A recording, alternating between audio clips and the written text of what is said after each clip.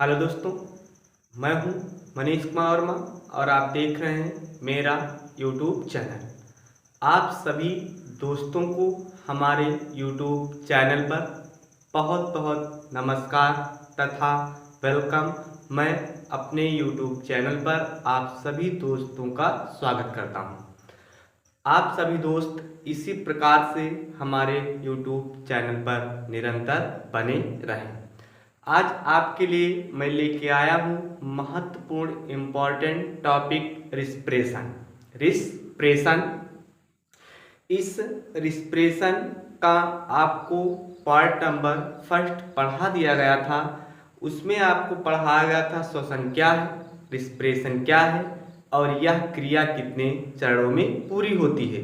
तो उस पहले पार्ट में हमने आपको बताया था रिस्प्रेशन की परिभाषा तथा रिस्प्रेशन के दो पार्ट। एक तो रिस्प्रेशन जो है श्वसन है, ये क्रिया दो पदों में या दो चरणों में पूरी होती है। पहला चरण है एरोबिक रिस्प्रेशन जिसको कहते हैं ऑक्सीश्वसन और दूसरा है एनएरोबिक रिस्प्रेशन जिसको कहा जाता है अनाक्सी श्वसन। तो जी हाँ, आपके सामने नया टॉपिक है सेकेंड रिस्पिरेशन। क्या है? रिस्प्रेशन, श्वसन। अब ये जो रिस्पिरेशन है एक क्रिया कितने चरण में पूरी होगी? तो दो चरण, क्योंकि पहले टॉपिक में आपको ये बता दिया गया था कि रिस्पिरेशन की क्रिया कितने चरण में पूरी होती है, तो दो चरण में पूरी होती है। पहला चरण कौन सा है? एरोबिक रिस्पिरेशन है जिसको ऑक्सीश्वसन कहा जाता है और दूसरा चरण कौन सा है? एनएरोबिक रिस्पिरेशन है जिसको अनाक्सीश्वसन के नाम से जाना जाता है। तो हमको सबसे पहले ये पढ़ लेना है कि श्वसन श्वसन क्या है। तो बार बार हमने बताया है कि जीव जो होते हैं उनमें कोशिकीय स्तर पर जब ग्लूकोज का ऑक्सीकरण होता है तो उस क्रिया को हम श्वसन कहते हैं।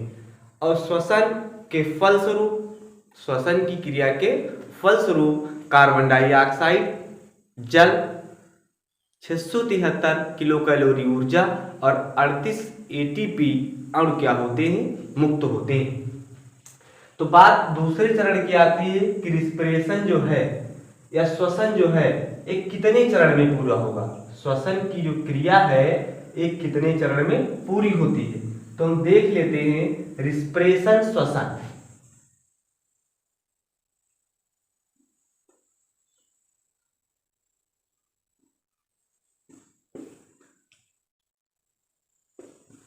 रिस्पिरेशन श्वसन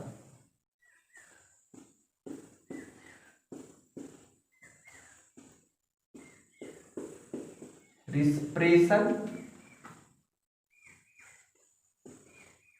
की क्रिया सेकेंड मीन्स दो हम कह सकते हैं सेकेंड पदों में पूरी होती है। जो रिस्पिरेशन की क्रिया है ये कितने पदों में पूरी होती है? तो दो पदों में पूरी होती है। ठीक भैया, इतनी बात समझे आपने कि जो रिस्पिरेशन है, श्वसन है, एक क्रिया कितने पद में होगी? तो दो पदों में होगी। पहला पद इसका है एरोबिक रिस्पिरेशन, एरोबिक रिस्पिरेशन, और दूसरा है एनएरोबिक रिस्पिरेशन। तो ये जो एरोबिक रिस्पिरेशन है मीन जो ऑक्सीश्वसन है, ये सबसे जरूरी बातें है कि पहले हमको जानना ये आवश्यक है कि रिस्पिरेशन की क्रिया सेल में कहाँ पे होती है और किसके प्रेजेंट में होती है, किसके प्रेजेंट में होती है। तो देखिए ये जो ऑक्सीश्वसन है, जो रिस्पिरेशन है, ये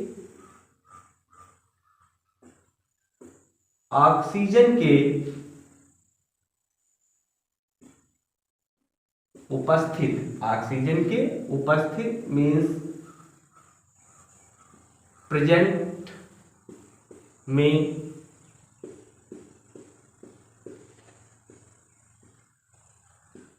होती है। अब कहाँ होती है ये, कहाँ होती है, कहाँ होती है, सॉरी, कोशिका द्रव्य में होती है, साइटोप्लाज्म में होती है। कहाँ? साइटोप्लाज्म। जैसे आपसे पूछा जाए कि ऑक्सी श्वसन की जो क्रिया है वो कहाँ होती है, तो ऑक्सी श्वसन की क्रिया ऑक्सीजन की उपस्थिति में, किसके? ऑक्सीजन की उपस्थिति में कोशिका द्रव्य में होती है, साइटोप्लाज्म में होती है। अब इस क्रिया में होता क्या है, तो देखिए इस क्रिया में, किसमें? एरोबिक में ग्लूकोज का मीन्स C6H12O6 का ऑक्सीकरण होता है। का क्या होता है? ऑक्सीकरण होता है। मीन्स हम लिख सकते हैं पूर्ण ऑक्सीकरण होता है, पूर्ण ऑक्सीकरण। यहां पे दिखा देंगे पूर्ण ऑक्सीकरण। भाई एरोबिक रिस्पायरेशन है, ऑक्सी श्वसन है, तो ऑक्सीजन की उपस्थिति में होगी। तो एरोबिक रिस्पायरेशन में क्या होता है, तो यह क्रिया ऑक्सीजन की उपस्थिति में साइटोप्लाज्म कोशिका द्रव्य में होती है। इस क्रिया में ग्लूकोज का ऑक्सीजन के साथ पूर्ण ऑक्सीकरण होता है, जिससे क्या बनेगा, तो देखिए जिससे बनता है आपका carbon dioxide CO2 means 6CO2 plus 6H2O बनता है, प्लस क्या बनता है? 6H2O बनता है। अब इसके साथ साथ क्या बनेगा? 673 किलो कैलोरी ऊर्जा और 38 ATP अणु क्या होते हैं? मुक्त होते हैं। इसी क्रिया को हम क्या कहते हैं? ऑक्सी श्वसन कहते हैं। अब देखिए इसको हम बैलेंस कर लेंगे। कार्बन के कितने? 6, तो कार्बन के कितने? 6। हाइड्रोजन के 12 हैं, तो हाइड्रोजन के 6 दूनी 12, हाइड्रोजन के 12 हैं। ऑक्सीजन के कितने? 6 यहाँ पे हैं, 6 दूनी 12, 12 6 18 ऑक्सीजन के हैं। तो ऑक्सीजन के ये हो गए 6 और ये हुए 6 दूनी 12, 12 6 18। ठीक, अब ये है क्या, हम लिख देते हैं लिखना चाहो तो ये है आपका ग्लूकोज,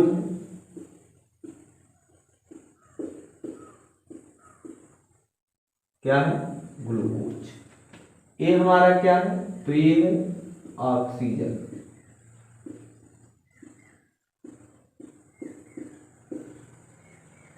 ऑक्सीजन बना क्या? Carbon dioxide.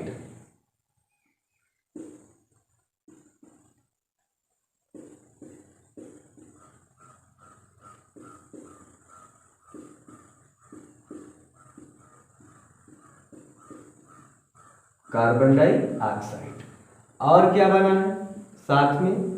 जल। ठीक भैया, तो ये तो समाप्त हुआ ऑक्सी श्वसन। समझ में आ गया होगा कि ऑक्सी श्वसन क्या है। तो ऑक्सी श्वसन की जो क्रिया है ये ऑक्सीजन की उपस्थिति में कोशिका द्रव्य में होगी। इस क्रिया में होता क्या है, तो ग्लूकोज का ऑक्सीजन की उपस्थिति में पूर्ण ऑक्सीकरण होता है, जिससे कार्बन डाइऑक्साइड, जल, 673 किलो कैलोरी ऊर्जा और 38 ATP अणु क्या होते हैं? मुक्त होते हैं। इस क्रिया को हम क्या कहते हैं? ऑक्सी श्वसन कहते हैं। अब दूसरी बात आती है अनाक्सी श्वसन क्या है। अनाक्सी श्वसन क्या है, तो अनाक्सी श्वसन में क्या होता है, यहां पे लिखा है अनाक्सी आ और अनाक्सी मीन्स ऑक्सी, ऑक्सीजन। आ मीन्स absent और सीजन मीन्स ऑक्सीजन। तो ऑक्सीजन absent होगा, ऑक्सीजन क्या होगा? absent होगा। तो यहां हम देख लेते हैं कि अनाक्सी श्वसन की क्रिया कहाँ होगी या कब होगी। तो अनाक्सी श्वसन की क्रिया ऑक्सीजन की उपस्थित में कहाँ माइटोकॉन्ड्रिया में होती है। कहाँ होती है? माइटोकॉन्ड्रिया में होती है।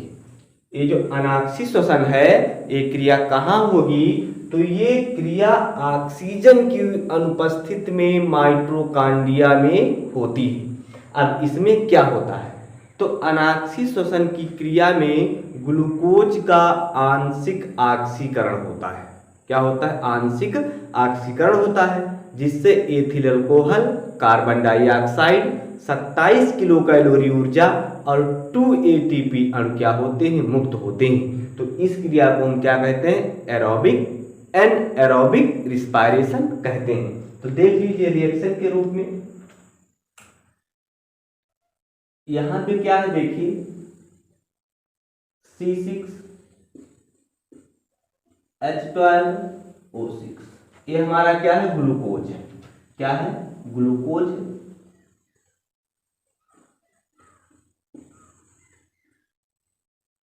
ग्लूकोज हमने बताया क्या कि ये क्रिया ऑक्सीजन की अनुपस्थिति में होती है। तो यहाँ पे ऑक्सीजन नहीं होगा और होगा क्या? ग्लूकोज का आंशिक, क्या होगा?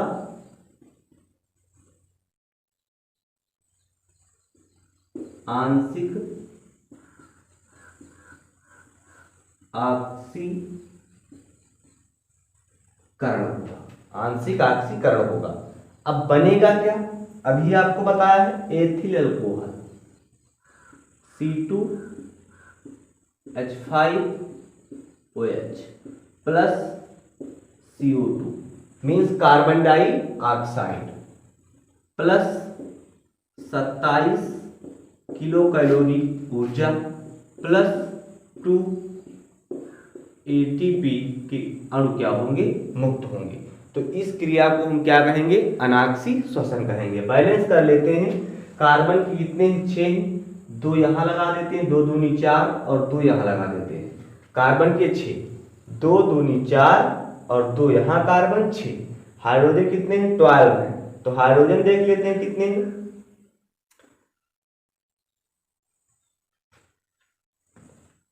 5 दूनी 10 और ये 2, 12 हाइड्रोजन। ऑक्सीजन कितने हैं? 6 हैं।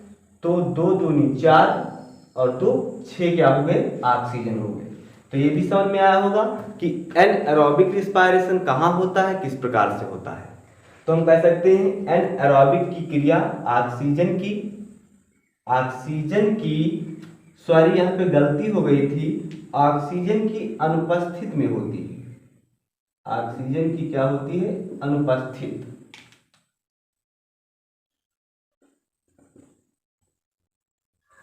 ऑक्सीजन की अनुपस्थिति में होती है। क्या होती? अनुपस्थित में होती है। कहाँ होती है? माइटोकॉन्ड्रिया में। कहाँ होती है? माइटोकॉन्ड्रिया में होती है। इस क्रिया में क्या होता है? तो ग्लूकोज का आंशिक ऑक्सीकरण होता है, जिससे बनता क्या है? एथिल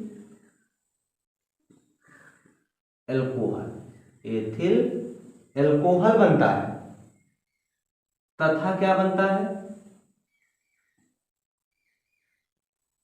कार्बन डाई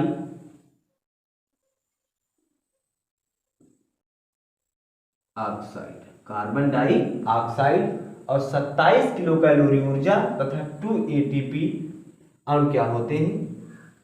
मुक्त होते हैं।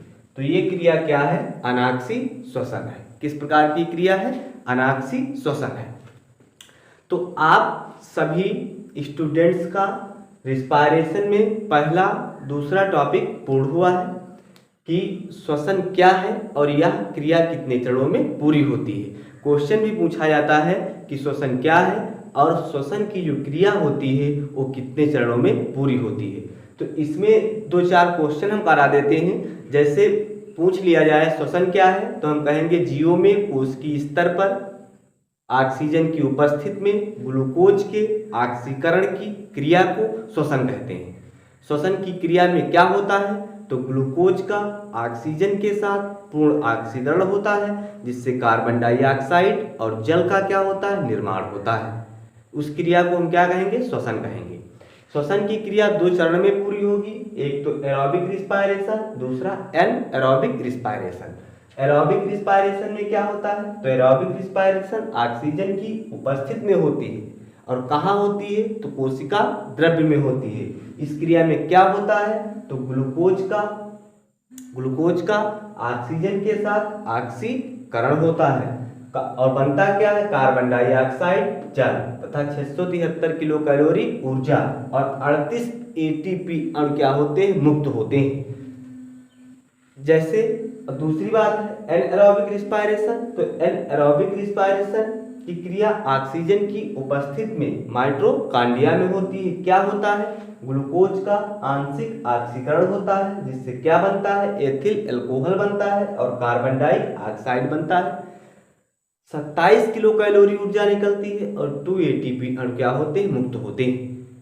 इसमें क्वेश्चन इतने बन सकते हैं कि श्वसन क्या है, तो श्वसन की परिभाषा आपको बता दी गई और कह सकता है कि श्वसन की क्रिया कितने चरणों में पूरी होती है, 2 चरण में। चरण कौन कौन से हैं, एरोबिक रिस्पायरेशन और एनएरोबिक रिस्पायरेशन। पूछा जा सकता है कि एरोबिक रिस्पायरेशन की क्रिया कहाँ होती है, तो एरोबिक रिस्पायरेशन की क्रिया कोशिका द्रव्य में होती है। अगला क्वेश्चन बन सकता है एरोबिक रिस्पायरेशन की क्रिया में एटीपी के कितने अणु मुक्त होते हैं, तो 38 अणु मुक्त होते हैं। एटीपी के कितने अणु मुक्त होते हैं, 38। दूसरी बात आती है, दूसरा क्वेश्चन कह सकता है एन एरोबिक रिस्पिरेशन की जो क्रिया है ये कहाँ होती है, तो ये माइटोकॉन्ड्रिया में होती है। अगला क्वेश्चन एन एरोबिक रिस्पिरेशन में एटीपी के कितने अणु मुक्त होते हैं, तो एटीपी के 2 अणु मुक्त होते हैं। इस प्रकार से गाइस ये जो टॉपिक था ये पूरा हुआ। धन्यवाद।